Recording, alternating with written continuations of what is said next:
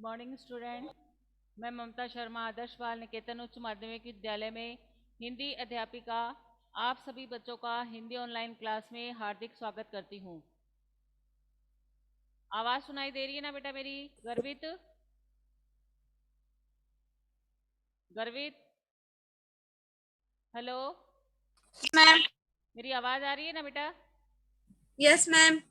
हाँ, ठीक है बेटा, एक मिनट।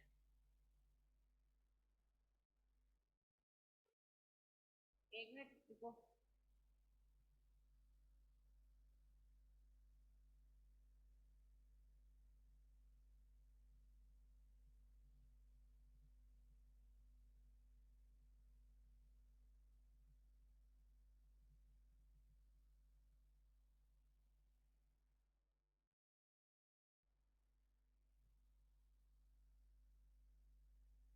एक मिनट रुकिए बेटा।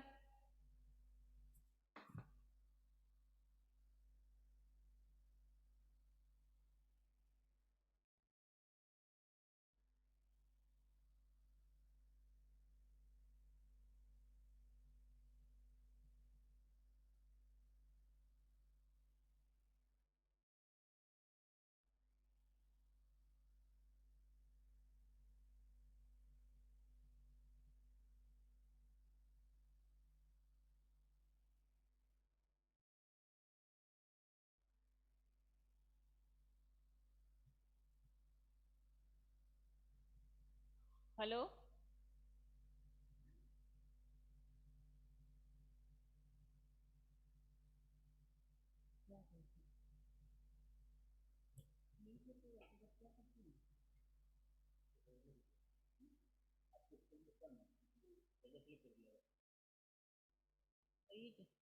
स्टार्ट है ना? हेलो गर्वित गर्वित, मेरी आवाज़ सुनाई दे रही है ना बेटा? Yes ma'am. हाँ, गुड मॉर्निंग स्टूडेंट। मैं ममता शर्मा आदर्श बाल निकेतन उच्च माध्यमिक विद्यालय में हिंदी अध्यापिका आप सभी बच्चों का हिंदी ऑनलाइन क्लास में हार्दिक स्वागत करती हूँ। स्टूडेंट, आज जो मौसम है वो हमारा गड़बड़ है, इस कारण बार बार में हमारी नेट प्रॉब्लम आ रही है, कभी लाइट चली जा रही है। तो अगर बीच में क्लास डिस्टर्ब होती है तो इसके लिए मुझे पहले से ही खेद है, क्योंकि बार बार में आज क्लास है वो डिस्टर्ब हो रही है। कल हम अपनी जो पाठ्य पुस्तक है कृतिका, इसके इसका फर्स्ट चैप्टर पढ़ रहे थे, इस जल प्रलय में, जिसके लेखक फणीश्वर नाथ रेणु हैं। और इसने हमने इसके एक भाग का कल अध्ययन कर लिया था। आज हम इस पाठ के दूसरे भाग का अध्ययन करते हैं। तो सभी बच्चे अपनी बुक निकाल लीजिए। पेज नंबर आज हम 4 में थर्ड जो 5th पैराग्राफ है वो पढ़ेंगे। समाचार दिल दहलाने वाला था, कलेजा धड़क उठा। मित्र के चेहरे पर भी आतंक की कई रेखाएं उभरी, किंतु हम तुरंत ही सहज हो गए, यानी चेहरे पर चेष्टा करके सहजता ले आए, क्योंकि हमारे चारों ओर कहीं कोई परेशान नजर नहीं आ रहा था।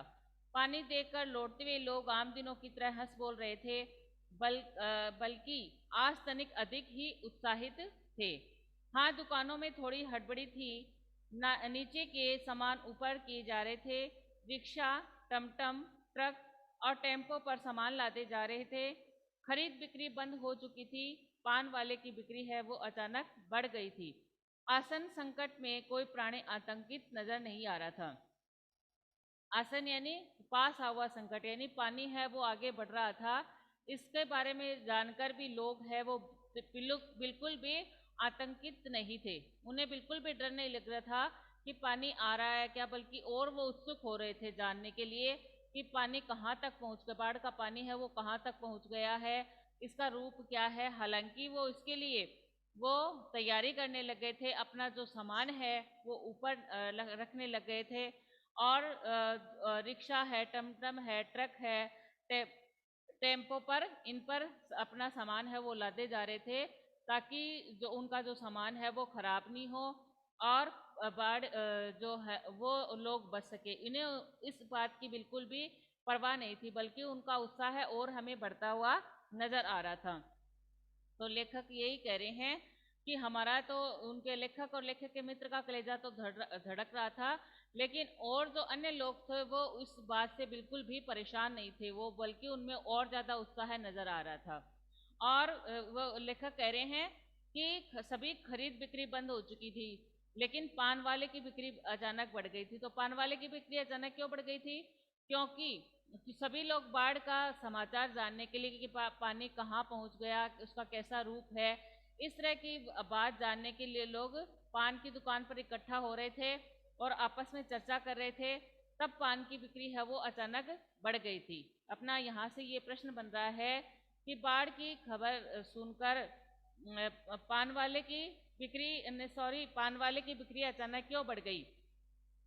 तो पान वाले की बिक्री अचानक इसलिए बढ़ गई कि जब लोगों ने बाढ़ का समाचार सुना कि पानी है वो यहाँ तक पहुँच गया है, यहाँ आने वाला है, इस तरीके के से समाचार उन्होंने पढ़े या सुने, तो बाढ़ का समाचार को जानने के लिए उत्सुक होकर वो लोग क्या है, सारे के सारे पान वाले की दुकान पर आ गए, ताकि वहाँ पर और लोग मिलेंगे और इनसे चर्चा होगी। तो इसलिए पान वाले की बिक्री है अचानक बाढ़ बढ़ गई थी, क्योंकि इसके लिए वो क्या करते, खाली होते तो खाली खड़े खड़े वो क्या कर रहे थे, पान ही खा रहे थे। पान वाले के आदमकंद आईने में उतने लोगों के बीच हमारी ही सूरतें मुहर्रमी नजर आ रही थी। मुझे लगा अब हम यहाँ थोड़ी देर भी ठहरेंगे तो यहाँ खड़े लोग किसी भी क्षण उठकर हम पर हंस सकते हैं। जरा इन बुजुर्ग का हुलिया देखो, क्योंकि वहां ऐसी ही बात चारों ओर उछाली जा रही थी। एक बार डूब ही जाए धनुष कोटि की तरह पटना लापता हो जाए कहीं, सब पाप धुल जाएंगे। चलो गोलधर के मुंडे पर ताश की गड्डी लेकर बैठ जाएं, बिस्कोमान बिल्डिंग की छत पर क्यों नहीं? भाई यही माकूल मौका है और इनकम टैक्स वालों की एन ऐसी मौके पर काले कारबरियों के घर पर छापा मारना चाहिए। आसमी बाला लोग लेखक बता रहे हैं कि इस तरीके से वो लोग हैं आपस में बातें कर रहे थे, कैसे क्या कर रहे थे। तो जो बताया गया है कि क्योंकि वहाँ ऐसी ही बातों चारी और उछाली जा रही थी। कैसी बातें उछाली जा रही थी कि वहाँ पर अब हम यहाँ थोड़ी देर ठहरेंगे तो वहाँ खड़े लोग किसी भी क्षण ठहर कर हंस पड़ते थे कि जो वो लोग वहाँ खड़े हुए थे लेखक और उसके मित्र, तो उन्हें ऐसा लग रहा था कि ये लोग जो और खड़े हैं हम पर हंस पड़ेंगे। इन बुजदिल का हुलिया देखो कि इन बुजदिलों का, उनको क्या बताया गया है, बुजदिल बताया गया है कि इनका हुलिया तो देखो, क्योंकि वहाँ ऐसी ही बातें चारों ओर उछाली जा रही थी। एक बार डूब ही जाए धनुष कोटि की, धनुष कोटि जो ये एक स्थान का नाम है कि तो पटना लापता ना हो जाएगा, कि पटना है वो लापता हो जाएगा, सब पाप धुल जाएंगे। चलो गोलधर के मुंडे पर ताश की गड्डी लेकर बैठ जाए, कि गोलधर एक स्थान है, वहां पर हम ताश लेकर बैठ जाते हैं। और बिस्कोमन बिल्डिंग की छत पर क्यों नहीं, तो आपस में चर्चा कर रहे हैं कि गोलधर के मुंडे की ताश पर क्यों बैठा जाए, वो जो बिस्कोमन बिल्डिंग की छत पर क्यों नहीं बैठा जाए, कि यह माकूल मौका है, कि अच्छा मौका है। इनकम टैक्स वालों की एन इसी मौके पर काले कारोबार घर पर छापा मारना चाहिए, कि इनकम टैक्स वाले हैं, इनको इसी वक्त पर काले कारोबारियों के घर पर छापा मारना चाहिए। राजेंद्र नगर चौराहे पर मैगजीन कॉर्नर की आखिरी सीढ़ियों पर पत्र पत्रिकाएं पूर्वत बिछी हुई थी। ये राजेंद्र नगर जो चौराहा है उसका जो एक मैगजीन कॉर्नर है जहाँ पर मैगजीन रखी जाती हैं, वहाँ की जो आखिरी सीढ़ियाँ है उस पर पत्र पत्रिकाएं पूर्वत बिछी हुई थी, जैसे पहले बिछी हुई थी वैसे की वैसी बिछी हुई थी। सोचा एक सप्ताह की खुराक एक साथ ही ले लूँ। लेखक ने सोचा कि एक सप्ताह की खुराक साथ ले लूँ, इसका मतलब क्या है कि मैं एक सप्ताह में जितना पढ़ सकता हूँ उतनी पत्रिकाएं एक साथ ही ले लूँ। क्या क्या ले लूँ? हेडली चेंज या एक सप्ताह में फ्रेंच की क्या क्या ले लूँ? हेडली चेंज ले लूँ या एक सप्ताह में फ्रेंच की कोई बुक है वो ले लूँ? जर्मन सिखा देने वाली किताबें अथवा योग सिखाने वाले कोई सचित्र किताबें, या फिर कोई जर्मन सिखा देने वाली जो किताब है वो ले लूँ, या योग सिखाने वाली सचित्र यानी जो चित्र के साथ में जो किताब है वो ले लूं। इस तरीके से लेखक का मन कर रहा था कि मैं क्या ले लूं। मुझे इस तरह किताबों को उलटते पलटते देखकर दुकान का नौजवान मालिक कृष्णपता क्यों नहीं मुस्कुराने लगा। जब लेखक का मन ऐसे हो रहा था कि मैं ये किताब योग की किताब ले आऊं कि फ्रेंच की ले आऊं कि जापानी सिखाने वाली ले आऊं कि योग सिखाने वाली ले आऊं, तो इस तरीके से जब वो उन किताबों को उलट पलट देख रहा था तो जो किताबों का जो मालिक था वहां बैठा हुआ था वो मुस्कुराने लग गया। तो किताबों को छोड़ कई हिंदी, बांग्ला और अंग्रेजी सिने पत्रिकाएं लेकर लौटा। मैंने किताबों को छोड़ दिया और कई मैंने हिंदी है, बांग्ला है और अंग्रेजी सिने पत्रिकाएं लेकर मैं लौटा। मित्र से विदा होते हुए कहा, पता नहीं कल हम कितने पानी में रहे। बहरहाल जो कम पानी में रहेगा वह सदा ज्यादा पानी में फंसे मित्र की सुधि लेगा। कि वो कह रहे थे कि जब वो कृष्णा है जो किताबों का मालिक है तो मुस्कुराने लगा, तो वो लेखक ने क्या किया, उन किताबों को तो छोड़ छोड़ दिया और कई जो हिंदी में है, बांग्ला में है और अंग्रेजी जो सिने पत्र पत्रिकाएं हैं तो उनको लेकर वह लौट आया। फिर अपने जो मित्र से विदा ली जो उनके साथ था, तो उनसे कहा, पता नहीं कल हम कितने पानी में होंगे। यानी तुम अपने घर जा रहे हो और मैं अपने घर जा रही हूँ, पता नहीं बाढ़ का पानी कितना कहाँ पहुँच जाए। बहरहाल कि जो कम पानी में रहेगा वह ज्यादा पानी में फंसे मित्र की सुधि लेगा।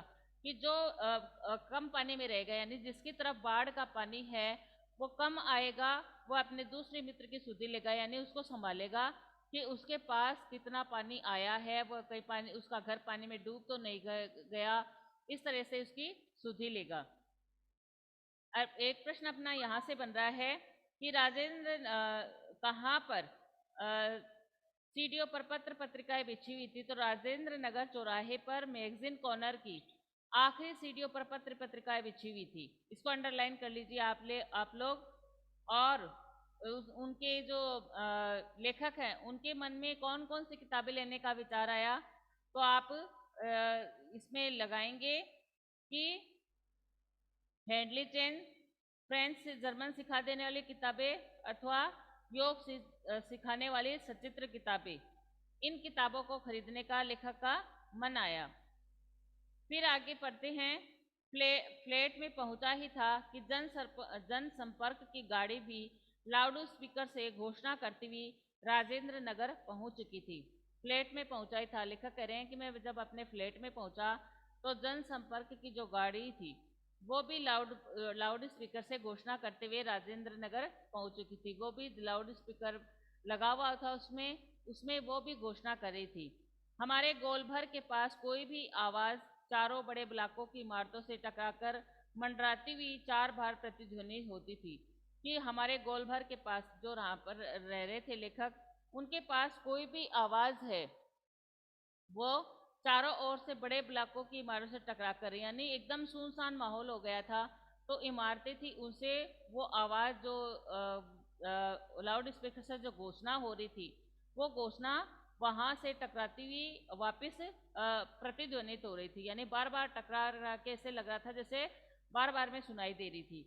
सिनेमा अथवा लॉटरी की प्रचार गाड़ी यहाँ पहुंचते ही भाइयों पुकार कर एक क्षण के लिए चुप हो जाती। सिनेमा की अथवा लॉटरी की जो प्रचार गाड़ी है जिसमें पब्लिसिटी की जाती है, वो जब वहां पहुंचती तो वो कहती एक भाइयों, और फिर एक क्षण के लिए चुप हो जाती। पुकार मंडराती प्रतिध्वनित होती, भाइयों भाइयों भाइयों। एक अलमस्त जवान रिक्शा चालक है जो अक्सर रात के सन्नाटे में सवारी पहुंचाकर लौटते समय इस गोलभर के पास अलाप उड़ता है। सुन मेरे बंधु रे, ए सुन मेरे मितवा वे। गोलभर के पास जनसंपर्क की गाड़ी से ऐलान किया जाने लगा, भाइयों ऐसी संभावना है कि बाढ़ का पानी रात्रि के करीब 12 बजे तक लोहिनीपुर, कंकड़बाग और राजेंद्रनगर में घुस जाए, अतः आप लोग सावधान हो जाए। गोलभर के पास जो गाड़ी थी गाड़ी से उस वहां से ऐलान किया जा रहा था, यानी वहां से कहा जा रहा था कि भाइयों ऐसी संभावना है कि जो बाढ़ का पानी है यानी बाढ़ का जो पानी है वो करीब 12 बजे के करीब है, वो लोहानीपुर में और कंकड़बाग में और राजेंद्र नगर में घुस जाए, इसी आप लोग सब लोग सावधान रहेंगे, यानी सब लोग सावधान होकर रहेंगे कि बाढ़ का पानी है वो कभी भी इन नगरों में प्रवेश इन जगह पर आ सकता है। प्रतिध्वनि सावधान हो जाइए, सावधान हो जाइए, कि सभी को सचेत कर रहे थे कि जो बाढ़ का पानी है वो कहीं भी इन इलाकों में घुस सकता है, इसलिए सभी सावधान होकर रहिएगा। मैंने गृह स्वामिनी से पूछा गैस का क्या हाल है। मैंने गृह स्वामिनी से यानी लेखक है, उन्होंने अपनी पत्नी से पूछा कि गैस का क्या हाल है, यानी गैस है वो हमारे घर में कितनी है। बस उसी का डर है, अब कब खत्म होने वाला है। असल में सिलेंडर में मीटर उटर की तरह कोई चीज नहीं होने से कुछ पता नहीं चलता, लेकिन अंदाजा है कि 1 या 2 दिन कोयला है, स्टोव है, मगर किरासन एक ही बोतल है। वो कह रही थी कि जब उसने पूछा कि गैस का क्या हाल है, यानी खाना पकाने के लिए गैस तो चाहिए ना, तो वो कह रहे हैं गैस का क्या हाल चाल है। तो उनकी पत्नी कहती है कि बस इसी का डर है, अभी कि है ना, अभी ये 1-2 दिन ही और चलेगी। और लेकिन क्योंकि वो ऐसे 1-2 दिन और चलेगी, वो ऐसे कहने वाली थी कि अब खत्म होने वाला है या नहीं है, क्योंकि असल में जो सिलेंडर था उसके में मीटर नहीं लगा हुआ था, तो उसकी मीटर उटर की तरह उसकी कोई जांच नहीं हो सकती थी। लेकिन वो अपने अनुभव से ये अंदाजा लगा रही थी कि हो सकता है कि 1-2 दिन चले। फिर वो बोली कि स्टोव है मगर किरासन की एक ही बोतल है, कि स्टोव तो है, स्टोव है मगर किरासन की बोतल एक ही है। फिलहाल बहुत है, बाढ़ का भी यही हाल है, मीटर उटर की तरह कोई चीज नहीं होने से पता नहीं चलता कि कब आ धमके। मैंने कहा, तो उन्होंने कहा कि आपके जो गैस का भी वही हाल है जैसे बाढ़ का है, जैसे बाढ़ का कोई अंदाजा नहीं है कि वो कभी भी आ सकती है, वैसे ही आपकी जो गैस है वो आप बता रहे हो कि ये उसकी कोई जांच तो है नहीं, ये कभी भी खत्म हो सकती है। सारे राजेंद्र नगर में सावधान सावधान ध्वनि कुछ देर गूंजती रही। ब्लॉक के नीचे की दुकानों से सामान हटाए जाने लगे। मेरे फ्लैट के नीचे की दुकानदार ने पता नहीं क्यों इतना कागज इकट्ठा कर रखा था, एक अलाव लगाकर सुलगा दिया। हमारा कमरा धुएं से भर गया। सारे राजेंद्र नगर था, उसमें सावधान सावधान की जो ध्वनि है वो गूंज रही थी, क्योंकि जो जनसंपर्क की गाड़ी है वो ऐलान कर रही थी कि सभी लोग सावधान रहे, क्योंकि जो बाढ़ का पानी है वो कभी भी आ सकता है। और जो ब्लॉक के नीचे की दुकानों के से सामान हटाए जाने लगे, तो जो ब्लॉक थे उनके जो नीचे सामान थे वो हटाए जाने लगे, क्योंकि पानी से वो खराब हो सकते थे। मैंने फ्लैट के नीचे के दुकानदार ने मेरे फ्लैट के नीचे के दुकानदार ने पता नहीं क्यों इतना कागज इकट्ठा करा था। उनके जो फ्लैट था, लेखक का जो फ्लैट था, उसके नीचे जो दुकानदार था उसने इतने सारे कागज इकट्ठे कर रखे थे कि उसने एक अलाव जला दिया, फिर उसको सुलगा दिया, तो लेखक का जो कमरा था वो धुएं से भर गया। सारा शहर जगा हुआ है। पश्चिम की ओर कान लगाकर सुनने की चेष्टा करता हूँ। हाँ, पीर मुहानी या सालिमपुरा अहरा अथवा जनक किशोर नवल किशोर रोड की ओर से कुछ हलचल की आवाज आ रही है। लगता है 1-1:30 बजे रात तक पानी राजेंद्र नगर पहुंचेगा। सारा शहर जगा हुआ, सारा शहर जगा हुआ क्यों था? क्योंकि जो बाढ़ की विभीषिका है उसका अंदाजा नहीं था कि बाढ़ का पानी कब कब कब पहुंचाए और कितना नुकसान करते। तो सभी लोगों को नींद नहीं आ रही थी, और सभी लोग क्या थे, जगे हुए थे। और ये कह रहे हैं, लेखक कह रहे हैं कि कुछ इलाके थे वहां से कुछ हलचल नजर आ रही थी। लगता है 1-1:30 बजे तक रात तक पानी राजेंद्र नगर पहुंचेगा। तो और वो अनुमान लगा रहे थे कि हो सकता है 1-1:30 बजे तक जो बाढ़ का पानी है वो राजेंद्र नगर पहुंच जाए। सोने की कोशिश करता हूँ लेकिन नींद आएगी भी नहीं। कंपोज की टिकिया अभी नहीं। कुछ लिखूं किंतु किंतु क्या लिखूं? कविता, शीर्षक बाढ़, आकुल प्रतीक्षा, धत। लेखक है जो सोने की कोशिश करते हैं लेकिन उन्हें नींद नहीं आती। तो वो उन्होंने सोचा कि मैं क्या लिखूं, क्योंकि वो तो लेखक थे, तो लेखक है जब भी खाली होता है, उनको समय होता है, वो कुछ लिखने बैठ जाते हैं। तो लेखक ने सोचा कि मैं लिखूं तो क्या लिखूं, उसका शीर्षक क्या दूं, बाढ़ दूं या आकुल प्रतीक्षा दूं, क्या दूं? फिर वो सोचते हैं कि नहीं, ये तो दोनों नाम सही नहीं है। अपने आप ही कहते हैं धत, ये नाम तो सही नहीं है। नींद नहीं, स्मृतियां आने लगी। एक एक कर चलचित्र के बेहतरीन दृश्यों की तरह नींद नहीं स्मृतियां आने लगी। कि लेखक कह रहे हैं कि नींद नहीं स्मृतियां आने लग गई उनको, यानी आधे यादें हैं, पुरानी यादें वो आने लग गई। एक एक करके चलचित्र के बेहतरीन दृश्यों की तरह, जैसे चलचित्र है वो हमारे सामने एक के बाद एक दृश्य दिखाते हैं, वैसे ही लेखक को अपनी जो पुरानी स्मृतियां हैं यानी पुरानी यादें हैं वो ताज़ा हो गई और उनके सामने ऐसे लगने लगा जैसे पुराने वो चित्र के साथ है वो आ रही हो। 1947 मनिहारी, तब पूर्णिया, अब कटिहार जिला के इलाकों में गुरुजी स्वयं सत्यनाथ भादुड़ी के साथ गंगा मैया की बाढ़ से पीड़ित क्षेत्र में हम नाव पर जा रहे हैं। चारों ओर पानी ही पानी, दूर एक द्वीप जैसा बालूचर दिखाई पड़ा। हमने कहा वहां चलकर जरा चहलकदमी करके टांगे सीधी कर ले, भादुड़ी जी कहते हैं, किंतु सावधान, ऐसी जगहों पर कदम रखने से पहले मत भूलना कि तुम में से पहले ही वहां हर तरह के प्राणी शरणार्थी के रूप में मौजूद मिलेंगे। और सचमुच चींटी चींटी चींटी चींटी से लेकर सांप बिच्छू और लोमड़ी सियार तक यहाँ पनाह ले रहे थे। भादुड़ी जी की हिदायत थी, हर नाव पर पका ही घाव, पानी में पैर की उंगलियां सड़ जाती है, तलुओं में भी घाव हो जाता है, कि दवाई दियासलाई की डिबिया और केरोसिन तेल रहना चाहिए। और सचमुच हम जहाँ खाने पीने की चीज से पहले पका ही घाव की दवा और दियासलाई की मांग होती।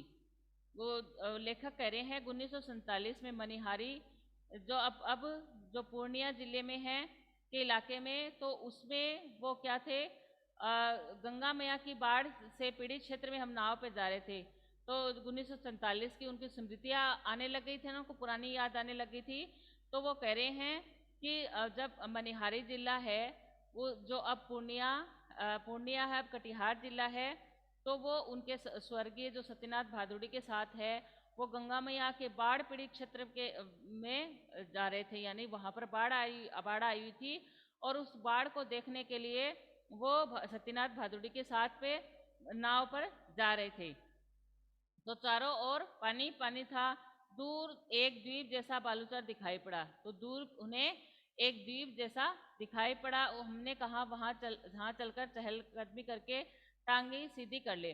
तो उन्होंने उनके साथ जो सत्यनाथ भादुड़ी थी उनको कहा कि चलो हम इतनी देर से पानी में बैठे हुए नाव पर चल रहे हैं, अब वहां पर थोड़ा सा हमें सूखा वातावरण दिखाई दे रहा है, तो वहां पर चलकर हम चहलकदमी करते हैं। तो वो जो भादुड़ी जी है वो कहती है, सावधान, ऐसी जगहों पर कदम रखने से पहले ये मत भूलना कि तुमसे पहले वहाँ हर तरह के प्राणी शरणार्थी के रूप में मौजूद मिलेंगे। और कि वो कह रहे हैं कि वहाँ पर तुम्हें लग रहा है कि वहाँ पर सूखी सी जगह है, वहाँ हम कदम रखेंगे तो हमारे जो पैर हैं वो भी सीधे हो जाएंगे, लेकिन वहाँ सावधान रहो कि आपके पहुँचने से पहले वहाँ जो अन्य प्राणी भी शरण लेंगे, यानी कि वहाँ पर चींटी सांप बिच्छू ये भी होंगे, इसलिए हमें सावधान होना चाहिए। और सचमुच चींटी चींटी से लेकर सांप बिच्छू और लोमड़ी सियार तक यहाँ पनाह ले रहे थे। और वास्तव में भादुड़ी जी की बात सही लिखती है, वहाँ पर चींटियाँ थी, सांप बिच्छू थे और लोमड़ी सियार भी वहाँ पनाह ले रहे थे, यानी शरण ले रहे थे, क्योंकि बाढ़ आई हुई थी। बाढ़ का चारों तरफ बाढ़ का पानी था, वहाँ सूखा इलाका था, तो जो पक्षी थे और जो प्राणी थे, जो वन्य जीव थे, जो रेंगने वाले ये कीड़े मकोड़े थे, ये सभी वहाँ पर, जो सांप है बिच्छू है, ये भी वहाँ आराम से बैठे हुए थे। भादुड़ी जी की हिदायत थी, हर नाव पर पकाही घाव यानी पैर पकाही की दवा, दियासलाई की डिबिया और केरोसिन तेल रहना चाहिए। भादुड़ी जी ने क्या हिदायत दी थी, यानी ये हिदायत दी थी कि जब हम नाव पर जाए तो पकाई गांव की जो दवाई है वो साथ रहनी चाहिए। उसमें क्या होता है कि पानी में रहने से जो पैर की जो अंगुलियां हैं वो सड़ जाती है और जो तलवे हैं उसमें भी घाव हो जाते हैं। वो कहाँ जा रहे थे, बाढ़ का दृश्य देखने के लिए तो जा रहे थे। तो वो करेली हर नाव में अगर हम दृश्य देखने जा रहे हैं तो कहीं भी हम रुकेंगे देखेंगे तो वहां पर पकाई घाव की दवा जरूर होनी चाहिए। तो पानी इसमें क्या होता था, पानी में पैर रखने से अंगुलियां है सड़ जाती है और उसमें तलों में घाव हो जाता है। तो उसमें की दवा दिया है इसलिए कि डबिया और केरोसिन तेल रहना चाहिए। तो उसमें क्या क्या रहना चाहिए, उसमें पकाही घाव की दवा, दियासलाई की डिबिया और केरोसिन तेल रहना चाहिए।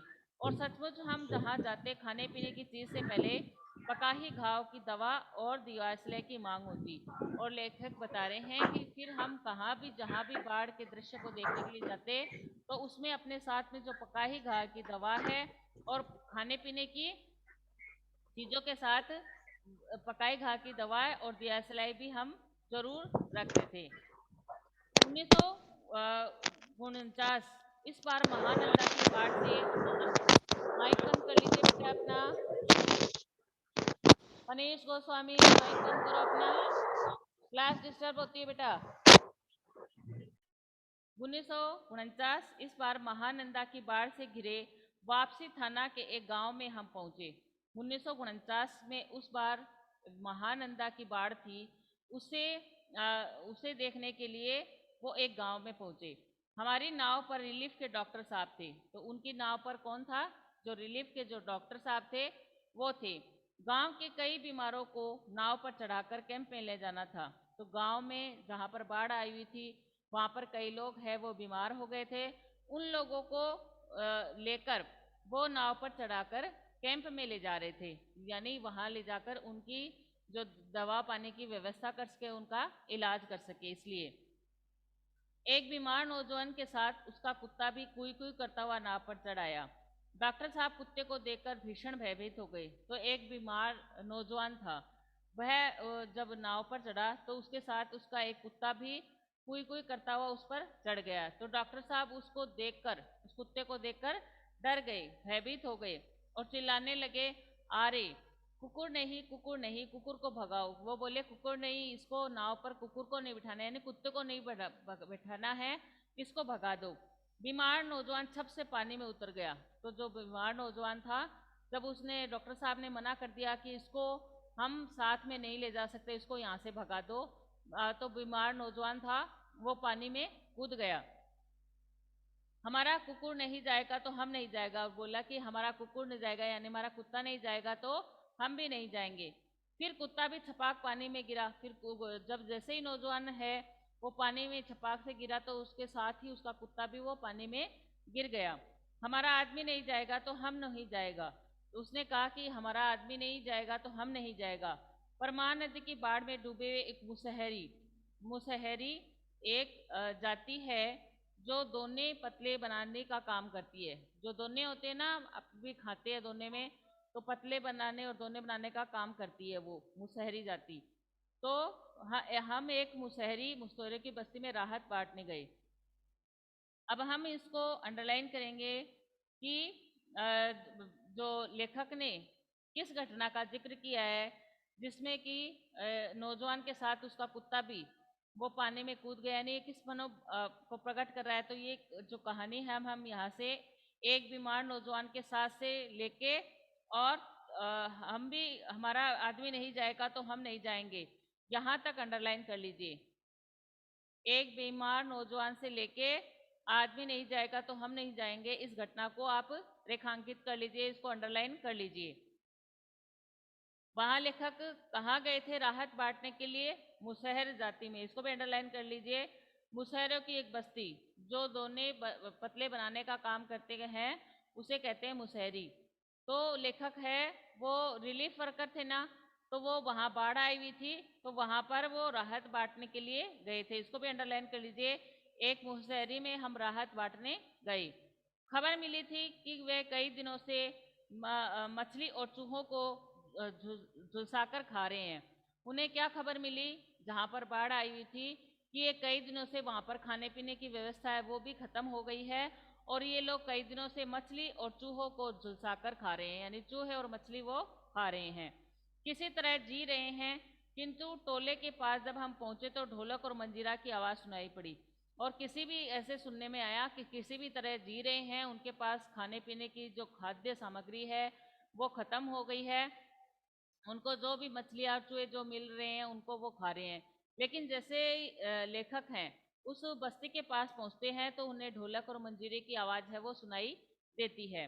जाकर देखा एक ऊंची जगह मचान बनाकर स्टेज की तरह बनाया गया था। वहां लेखक जाते हैं तो वहां देखते हैं कि एक ऊंची जगह है जहां पर मचान बनाया जो स्टेज की तरह लग रहा था और उसमें बलवाही नाच हो रहा था। उसमें बलवाही नाच हो रहा था। यह एक प्रकार का लोक नृत्य है। बलवाही जो है लोक नृत्य है। जैसे राजस्थान के अपने लोक नृत्य है, गिंदड़ है, वैसे ही शेखावाटी का है जैसे गिंदड़ है अपना, वैसे ही वहाँ एक बलवाही नृत्य हो रहा था। एक तरह का लोक नृत्य हो रहा था। लाल साड़ी पहनकर काला कलूटा नटुआ दुल्हन का हाव भाव दिखला रहा था। एक काला कटुआ नटुआ एक आदमी था जिस जो काला कलूटा था और उसने लाल साड़ी पहनकर वो दुल्हन का हाव भाव दिखा रहा था। यानी ऐसे हाव भाव प्रदर्शित कर रहा था जैसे कोई वह दुल्हन हो। यानी वह धानी है, धरनी धानी घर छोड़कर मायके भागे जा रही है। वह धानी है, धरनी धानी घर छोड़कर भागे जा रही है और उसका घरवाला पुरुष उसको मारकर राह में लौटाने आया है। उस नृत्य में वो क्या दिखा रहे थे, जैसे उसको कोई उसको पत्नी हो और वह पत्नी घर छोड़कर जा रही है और उसका पुरुष है वो उसको मनाने के लिए राह से लौटने के लिए कह रहा है कि तुम अपने पीहर मत जाओ और तुम अपने घर मत जाओ हो। ऐसे वो ऐसे तरह के जो मंच पर वो अपना दिखा रहे थे, अपना प्रदर्शन कर रहे थे। इस पद के साथ ही ढोलक पर द्रुत ताल बजने लगा। धांगिड़ धांगिड़ गिड़ चकमे चकधुम चकेक चकधुम चकेक चकधुम। इस प्रकार वो जो वहां पर जो इस तरह के दृश्य दिखाए जा रहे थे, इतने में ही वहां पर जो ताल बजने लगे, ढोलक पर द्रुत ताल बजने लगे, यानी ढोलक पर ये ताल बजने लग गई। क्योंकि आप जानते हो जैसे आप लोग भी डांस वगैरह करते हो तो आपको संगीत की, म्यूजिक की जरूरत होती है। वैसे ही वो लोग नाच रहे थे, गा रहे थे और अपना जो मनोभाव को प्रकट कर रहे थे। तो वैसे ही जैसे ही वो ताल था वहां पर, जो ढोलक था वो द्रुत गति से यानी तेज गति से बजने लग गया और वो नृत्य करने लग गई। तो स्टूडेंट, आज हमारी जो क्लास का टाइम है वो ओवर हो चुका है। हम अपना जो चैप्टर है आगे का वो नेक्स्ट वीक में स्टडी करेंगे। इसमें आपको कोई भी बात समझ में नहीं आई हो तो आप मेरे से पूछ सकते हैं। Thank you. कोई बात समझ में नहीं आई हो तो आप मेरे से पूछ सकते हैं। किसी को कुछ पूछना है क्या? किसी को कोई बात पूछनी है? नो नहीं मैम। पूछनी क्या? Thank you. Have a nice day बेटा।